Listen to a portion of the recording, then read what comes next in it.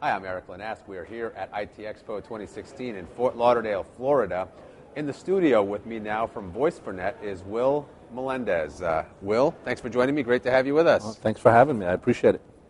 So let's talk a little bit about Voice4net and Sure. a longtime provider of contact center technologies.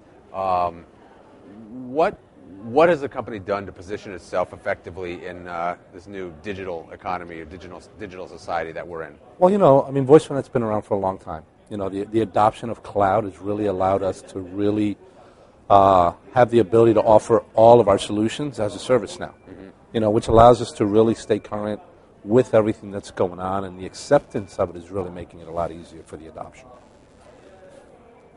Voice4net has really kind of put itself also at the forefront of as far as WebRTC goes, Yep.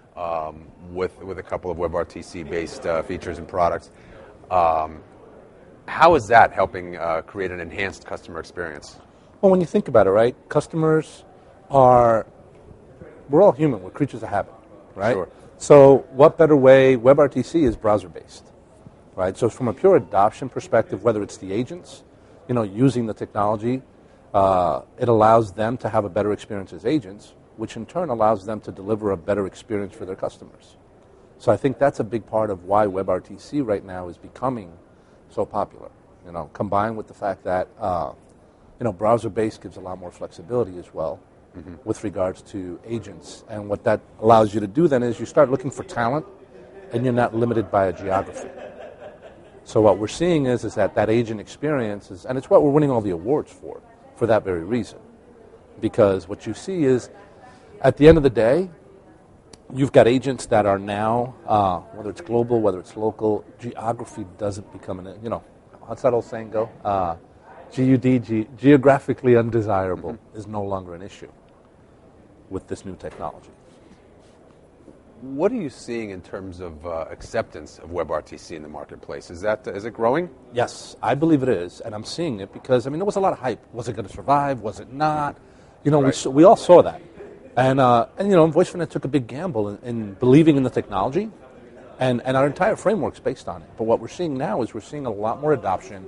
We're seeing a lot of our competition drive to WebRTC as a standard, and we're also seeing a lot more applications coming out in the WebRTC framework. Because it is an enabler of other technologies, it can sit as the foundation for a bunch of other applications. And the fact that we're seeing more and more applications being written on this framework just confirms our belief all along that it definitely is the way to go. So you're right, and WebRTC was absolutely one of those hot buzzwords for a couple of years. Let's talk about another hot buzzword, omnichannel. Yes. Are you seeing real interest from businesses in terms of wanting to adopt omnichannel or implement omnichannel customer service? I'm seeing that they don't have a choice. As I'm telling people, I think 2016 customer experience is what it's all about. And if you don't adapt to what your customers are asking for, you're not going to be there. You can't just force a customer to interact with you the way you want to. And what that means is, whether you look at age specific or you look at, I think about millennials. They want self-service. They want to be able to get on a website and either chat or do it via text. So those channels, you have to listen to the customer. So we are seeing more of it. I'm seeing it firsthand. The majority of everything that we're interacting on right now is exactly that. Let's get more channels engaged to stay competitive. So yes, I think it's definitely there. Tell me about your relationship with what you're doing with Govolution. So Govolution is a payment processor, largest in the federal space today. They're a large payment processor, and what we've done is we've come up with a solution where we're partnering with them that really challenges PCI compliance. It's such a big challenge for just about every business that's out there.